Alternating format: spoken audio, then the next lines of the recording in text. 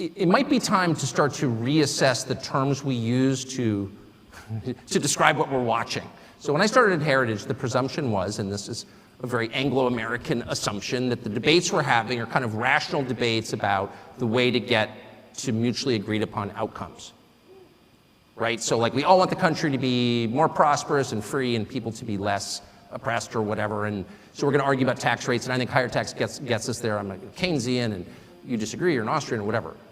But the objective is the same. And so we write our papers, and they write their papers, and may the best papers win. I don't think that's what we're watching now at all. I don't think we're watching a debate over how to get to the best outcome. I think that's completely wrong.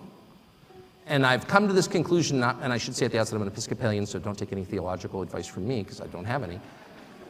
I grew up in the shallowest faith tradition that's ever been invented. It's not even a Christian religion at this point, I say with shame. But I'm just saying this as an observer of what's going on. There is no way to assess, say, the transgenderist movement with that mindset. Policy papers don't account for it at all. If you have people who are saying, I have an idea, let's castrate the next generation. Let's sexually mutilate children. I'm sorry, that's not a political debate. What? It has nothing to do with politics. What's the outcome we're desiring here? An androgynous population? Is that really what are we arguing for that?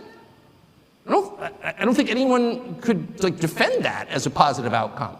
But the weight of the government and a lot of corporate interests are behind that. Well, what is that? Well, it's irrational.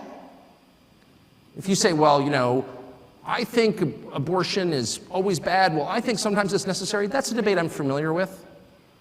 But if you're telling me that abortion is a positive good, what are you saying? Well, you're arguing for child sacrifice, obviously. It's not about a teen girl gets pregnant and what do we do about that and victims of rape. I get it.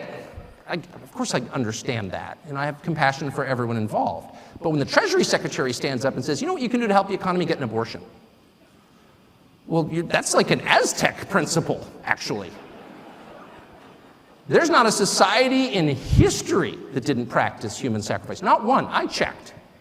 Even the Scandinavians, I'm ashamed to say. It wasn't just the Mesoamericans, it was everybody. So that's what that is. What's the point of child sacrifice? Well, there's no policy goal entwined with that. No, that's a theological phenomenon. And that's kind of the point I'm making.